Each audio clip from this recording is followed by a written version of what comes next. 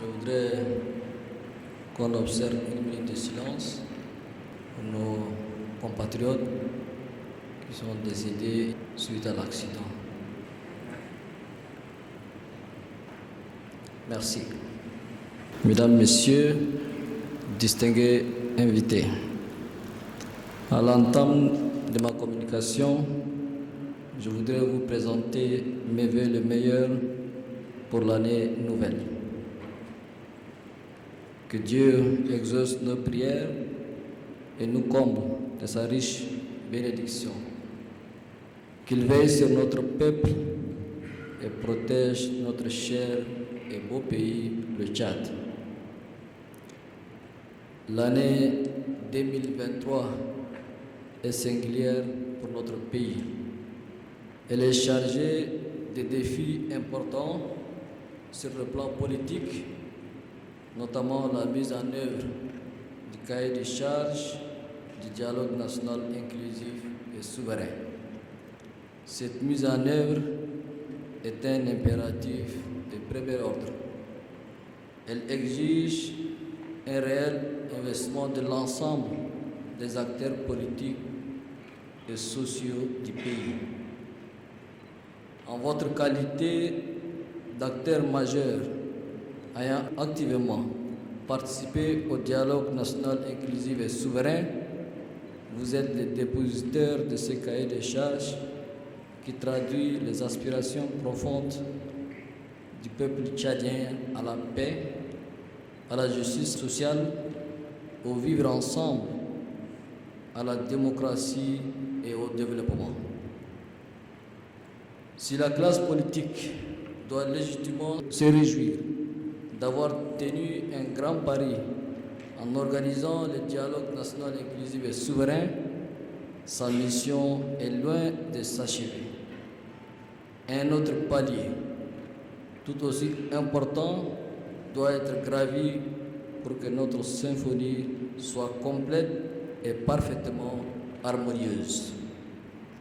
Mesdames, Messieurs les présidents et secrétaires généraux des partis politiques, le gouvernement de transition issu du dialogue national inclusif et souverain juge sa partition comme en témoigne l'adoption de nombreux textes relatifs à la mise en œuvre du cahier des charges, notamment le décret portant création d'un cadre indépendant de suivi et évaluation, le décret portant adoption de la feuille de route du gouvernement d'union nationale, l'ordonnance portant création d'une commission nationale chargée de l'organisation du référendum constitutionnel CONEREC, le décret portant organisation et fonctionnement de la CONEREC et enfin le comité ad hoc chargé de la rédaction de l'avant-projet de la Constitution.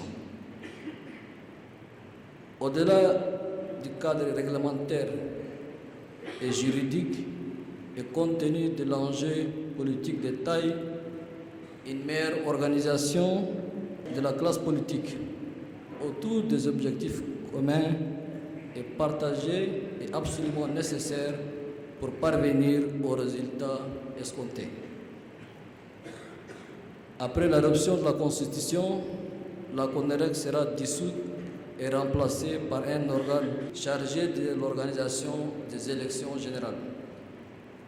Mesdames, Messieurs les présidents et secrétaires généraux des partis politiques, conformément aux résolutions du dialogue national inclusif et souverain, il est attendu la mise en place d'une structure de concertation représentative de l'ensemble des acteurs politiques du pays. En ma qualité de garant de la mise en œuvre des résolutions et recommandations du dialogue national inclusif et souverain, je voudrais vous inviter à vous concerter librement pour mettre en place le cadre de concertation souhaité. Soyez rassurés qu'il n'y aura aucune interférence ni injonction, moins encore d'influence dans cet exercice qui ne concerne que vous, acteurs politiques tchadiens. Il vous incombe de définir ce cadre de dialogue politique, sa composition, son organisation et sa dénomination. L'essentiel, c'est de privilégier une approche organisationnelle qui rime avec dynamisme, efficacité et efficience. Comme le temps nous est compté, vous conviendrez avec moi que le moment n'est plus aux compétitions politiques, mais plutôt à un consensus total et affirmé pour mieux tenir les paris qui interpellent au premier chef la classe politique. Je forme le vœu ardent que le cadre de concertation qui sera mis en place dans un meilleur délai fédère en son sein toutes les intelligences du paysage politique national. La structure du dialogue politique que les Tchadiennes et les Tchadiens sont en droit d'attendre est celle qui unit, qui rassemble et qui porte les Tchad vers les horizons meilleurs. Le consensus et l'entente doivent être notre devise.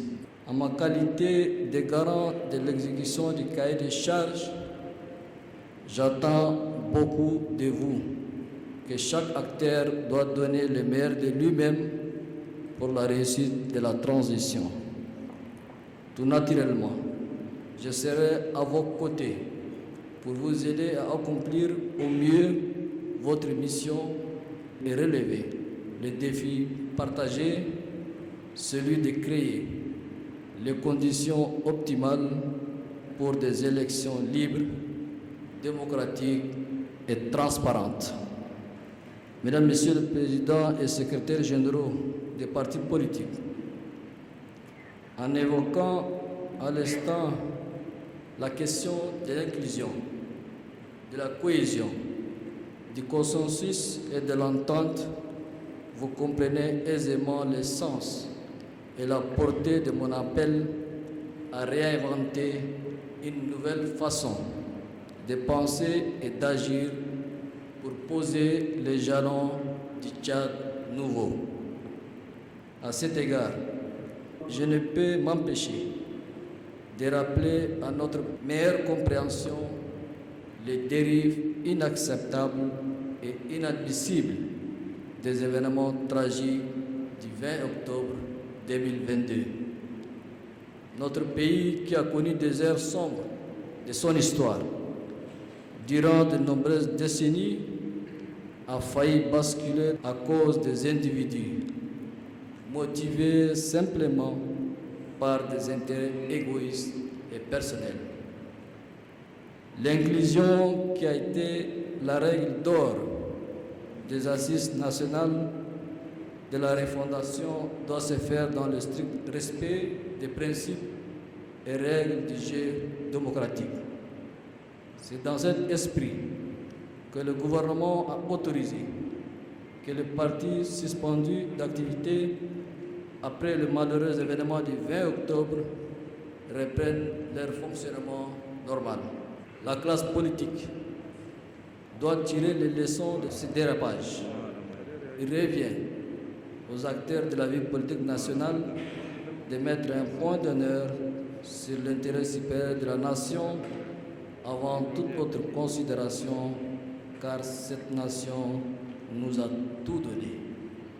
Nous avons l'obligation citoyenne de préserver jalousement ce précieux héritage.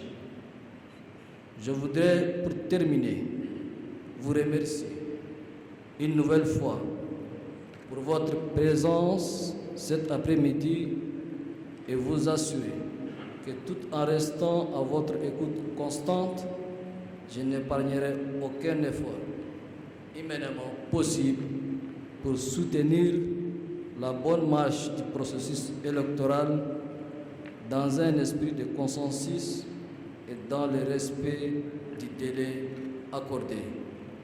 Que Dieu vous bénisse, Que Dieu bénisse le Tchad. Je vous remercie.